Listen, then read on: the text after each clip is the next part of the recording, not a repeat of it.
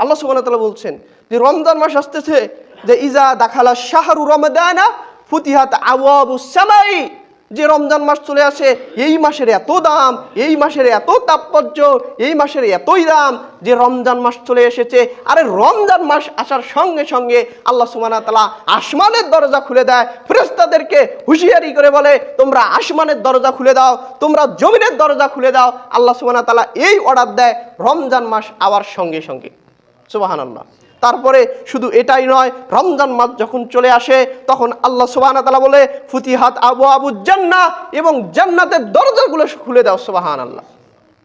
রমজান মাস চলে এসেছে, এই রমজান মাসের শরণার্থে, এই রমজান মাসের সম্মানার্থে তোমরা ফেরেশতারা জান্নাতের দরজাগুলো খুলে দাও, জান্নাতের দরজা খুলে দাও। এটা কেন খুলে দিবা? এটা খুলে দিবা এজন্যেই যে রমজান মাস চলে আসছে, রমজান মাসের আহলান সাহলান জানানোর জন্য, রমজান মাসের সমর্থন জানানোর জন্য, রমজান মাসের মূল্যায়ন জানানোর জন্য, রমজান মাসকে সম্মান জানানোর জন্য তোমরা জান্নাতের দরজা খুলে দাও, জান্নাতের দরজা খুলে দাও। তারপর এটাই নয়, আল্লাহ সুবহানাহু ওয়া তাআলার রাসূল সাল্লাল্লাহু আলাইহি ওয়াসাল্লাম তিনি আরো বলছেন অগুলিকাত আবওয়াবুন নার, এবং জাহান্নামের দরজাগুলো বন্ধ করে দাও। সুবহানাল্লাহ। যে রমজান মাস চলে এসেছে, এই রমজান মাসের এতই দাম, এই রমজান মাসের এতই দাম যে রমজান মাস চলে এসেছে, যাও যাও যাও, জাহান্নামের যে দরজাগুলো রয়েছে, জাহান্নামের যে দরজাগুলো রয়েছে, এই দরজাগুলো তোমরা বন্ধ করে দাও।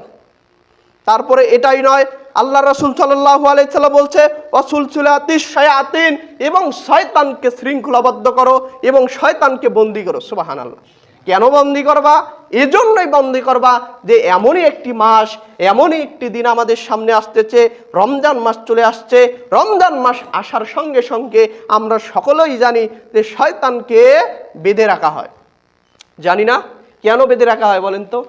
এই মাসে যেন আপনাকে খোঁচাখুচি শয়তান না করে, এই মাসে যেন আপনার সাথে পারস্পরিক দ্বন্দ্ব না লাগায়, এই মাসে যেন আপনাকে পথভ্রষ্ট করতে পারে না, এই মাসে যেন আপনাকে অন্যায় অশ্লীল কাজে নিয়ে যেতে পারে না। সেজন্যই আল্লাহ সুবহানাহু ওয়া তাআলা এই মাসকে মূল্যায়ন করতে গিয়ে, এই মাসকে সম্মান জানাতে গিয়ে আল্লাহ সুবহানাহু ওয়া তাআলা বলছেন যে ওয়াসুলসিলাতিশ শায়াতিন, এবং শয়তানকে বেঁধে রাখা হয়, শয়তানকে বেঁধে রাখা হয়, বন্দী করা হয়, যেন বনি আদমের কাছে না যেতে পারে, বনি আদমকে পথভ্রষ্ট করতে না পারে। এত মূল্যায়ন করছেন এই রমজান মাসের জন্য। কে মূল্যায়ন করছেন বলেন? আল্লাহ করতেছে।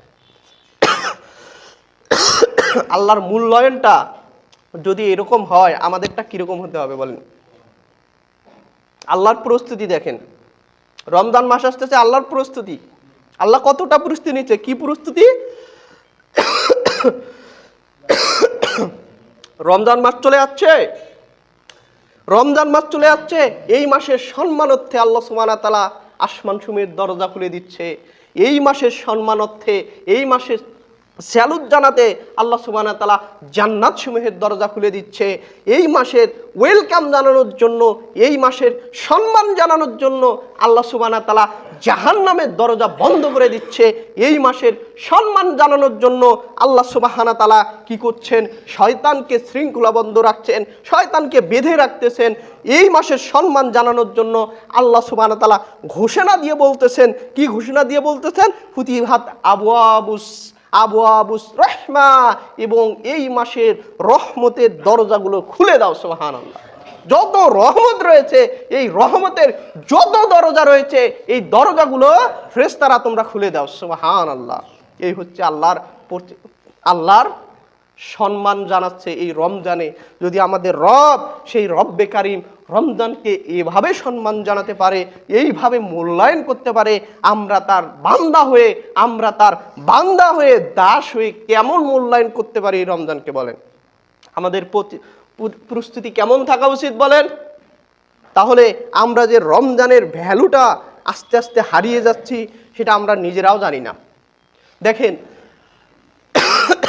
কয়েকটা দিন আছে সিয়ামের, রমজান মাস চলে আসার। এই রমজান মাসের প্রস্তুতির জন্য একটু কি আমরা মসজিদে আগে আগে আসতে পারি না? এত নাসিহা, এত হাদিস কোরআনের থেকে কথা বলা হয়। এই দিনটা হচ্ছে এমনই একটি দিন, এই দিনের ফজিলত বলে শেষ করার মতো নয়। এত ফজিলতপূর্ণ দিন আপনি নিজেও জানে, কেন যে আপনি দেরি করে মসজিদে আসে আমার বোধগম্য হয় না। কেন এত ব্যস্ততা, কেন আপনার এত অজুহাত? কেন আসতে পারেন না? শয়তান কি আপনাকে ধোঁকার মধ্যে ফেলছে? এই ধোঁকায় পড়ে আপনি আপনার মূল্যবান সময়গুলো আপনি নষ্ট করিয়েন না। এই সময়ের জাররা টু জাররা আপনার হিসাব দিতে হবে। মসজিদে আপনি থাকবেন, এখানে মাগফিরাত পাবেন, এখানে আপনি রহমত পাবেন, এখানে আপনি গুনাহ মাফ করবেন। তিরমিজির একটি হাদিস, রাসূল সাল্লাল্লাহু আলাইহি ওয়াসাল্লাম বলছেন যে একদল ফেরেশতা রয়েছে, তারা জমিনে বিচরণ করে এবং মজলিস সমূহ খুঁজে খুঁজে বেড়ায়, এবং খুঁজতে খুঁজতে যখন মজলিস সমূহ তারা পেয়ে যায়, তাদের সহপাঠীদেরকে ডাকে এবং বলে, তোমরা যে কাঙ্ক্ষিত বিষয়টি খুঁজতেছো, দেখো না এখানে কতিপয় মানুষ জড়ো হয়ে জুমার খুতবা শুনতেছে, এখানে কতিপয় মানুষ জড়ো হয়ে কোরআন হাদিস থেকে কথা শুনতেছে, এখানে কতিপয় মানুষ জড়ো হয়ে মসজিদ সর্বশ্রেষ্ঠ জায়গায় বসে জিকির আজগার করতেছে, যে এখানে সর্বশ্রেষ্ঠ মানুষেরা বসে আছে। তখন আল্লাহ সুবহানাহু ওয়া তাআলা বলেন, এ ফেরেশতারা, ওখানে কি হয়েছে? এই কোমরগঞ্জ বাজার মসজিদে এত মানুষ কেন?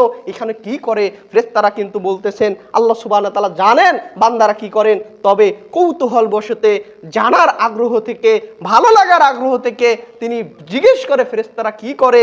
তখন ফেরেশতারা বলে, এরা আপনার খুতবা শুনতেছে, এখানে কোরআন হাদিসের আলোচনা হচ্ছে, এখানে জিকির আজগার হচ্ছে, এখানে ওয়াজ নসিহত হচ্ছে। তখন আল্লাহ সুবহানাহু ওয়া তাআলা বলে, এখানে যে তারা আসলো, এখানে যে বসলো, কেন বসছে? আমাকে কি তারা দেখেছে?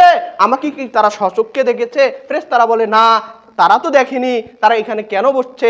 আল্লাহ তোমার সন্তুষ্টর জন্য। তারা কি চায়? তারা জান্নাত চায়। তারা কি চায়? আপনার সন্তুষ্ট চায়। যাও যাও যাও, এই মসজিদে যারা এসেছে, এই মজলিসে যারা এসেছে, তাদেরকে আমি সবাইকে ক্ষমা করে দিলাম। সুবহানাল্লাহ। এবং ফেরেশতারা আপত্তি জানিয়ে বলে যে এখানে এমন একটি লোক রয়েছে, অযথা এসেছে, বেহুদা কাজে এসেছে, কোনো কাজে আসে নাই, এমনিতে এসেছে, তাকেও কি আপনি ক্ষমা করে দিবেন? আল্লাহ সুবহানাহু ওয়া তাআলা বলছেন, কেউ যদি অপ্রয়োজনে এই মজলিসে, এই মসজিদে এসে বসে, আল্লাহ তাকেও ক্ষমা করে দিবেন। সুবহানাল্লাহ। তাহলে এত দামি জায়গায় আপনি আসবেন, এত অজুহাত কেন আপনার? কতদিন আপনাকে বললাম যে একটু তাড়াতাড়ি আসেন, আপনি যত তাড়াতাড়ি আসবেন আপনাকে আমি তত তাড়াতাড়ি ছেড়ে দিতে পারবো। আপনি আসেন দেরিতে, আপনার সাথে আমার কথা কেমন করে হয়, আপনাকে আমি কেমন করে বুঝাই, আপনাকে কেমন করে আপনাকে মূল্যায়ন করি এই কোরআন হাদিসের কথা। আপনি আসেন, দুই একটা কথা শেষ হতে না হতে নামাজের সময় হয়ে যায়। এভাবে চললে জাতির কপাল খুলবে না, এভাবে চললে আপনার আকীদা পরিবর্তন হবে না, এভাবে চললে আপনার রব সন্তুষ্ট হবে না, এভাবে চললে আপনি সঠিক ইসলাম পালন করতে পারবেন না, এভাবে চললে নিজের সাথে প্রতারণা হয়, এভাবে চললে নিজেকে প্রতারিত করা হয়। অতএব এখনো সময় রয়েছে, সামনে রমজান মাস। এই রমজান মাসকে মূল্যায়ন করতে আপনাকে চেঞ্জ করতেই হবে, আপনাকে পরিবর্তন করতেই হবে। আপনি পরিবর্তন হবেন ইনশাআল্লাহ। আল্লাহ সুবহানাহু ওয়া তাআলা এই মাসের সবচেয়ে মূল্যায়ন করলেন, এই মাসে সবচেয়ে মূল্যায়ন করলেন রমজান মাসকে। আল্লাহ এত ফজিলত দিয়ে ঘোষণা করলেন, তারপরে বলছেন যে এই রমজান মাস কেন এত দামি মাস? তোমরা কি জানো রমজান মাসটা কেন এত দামি মাস? আরে রমজান মাস এই জন্যই দামি মাস, এই মাসে আল্লাহ সুবহানাহু ওয়া তাআলা কোরআন নাযিল করেছেন। সুবহানাল্লাহ। এই রমজান মাস এমনি এমনি দামি হতে পারে নাই। 12টা মাস রয়েছে, অন্য মাসে তো দামি হতে পারত। আল্লাহ সুবহানাহু ওয়া তাআলা অন্য মাসকে এত মূল্যায়ন করেন নাই, এত মূল্যায়ন করেন নাই যতটা মূল্যায়ন করেছেন এই রমজান মাসে। রমজান মাসে বেশি বেশি মূল্যায়ন করার একটি মাত্র কারণ, সেই কারণটা হচ্ছে আল্লাহ সুবহানাহু ওয়া তাআলা এই মাসে আল্লাহ সুবহানাহু ওয়া তাআলার সবচেয়ে শ্রেষ্ঠ গ্রন্থ আল কোরআন নাজিল করেছেন। এজন্যই সবচেয়ে দামি মাস হচ্ছে রমজান মাস। সুবহানাল্লাহ। আর এই মাসের আরেকটি সবচেয়ে আমল হচ্ছে কোরআন তেলাওয়াত করা, বেশি বেশি কোরআন পড়া, বেশি বেশি কোরআন পড়া। আল্লাহ সুবহানাহু ওয়া তাআলা এই মাসের ফজিলত বর্ণনা করতে গিয়ে আল্লাহ সুবহানাহু ওয়া তাআলা কি বলছেন জানেন? যে রমজান মাসটা এত ফজিলত হলো কেন? এই মাস আসলে কেন জাহান্নামের দরজা বন্ধ করে দেওয়া হয়? এই মাস আসলে কেন শয়তানকে বন্দী করা হয়? তোমরা কি জানো এই মাসকে মূল্যায়ন আমি আল্লাহ কেন করি? একটি কারণে। আল্লাহ সুবহানাহু ওয়া তাআলা বলছেন, শাহরু রমজানাল্লাযীনা উনজিলা ফীহুল কুরআন। এই রমজান মাসে আমি আল্লাহ কোরআন অবতীর্ণ করেছেন। সুবহানাল্লাহ। এই কোরআন যদি রমজান মাসে না আসতো, রমজান মাসের এত দাম, এত ফজিলত থাকতো না। তা আল্লাহ সুবহানাহু ওয়া তাআলা তার ফজিলত বর্ণনা করতে গিয়ে বলতেছেন, আমি এই রমজান মাসে কোরআন অবতীর্ণ করেছি, অতএব এই মাসে আমাদেরকে কি করতে হবে? সবচেয়ে বেশি কোরআন তেলাওয়াত করতে হবে।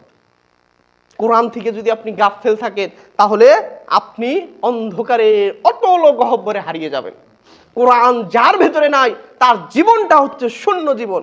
কোরআন যার ভেতরে নাই, কোরআন যে পড়ে না, সে হচ্ছে একটা কেমন মানুষ জানেন? অসহায় মানুষ। সেজন্য আপনি যতটুক পারেন কোরআন অধ্যয়ন করুন।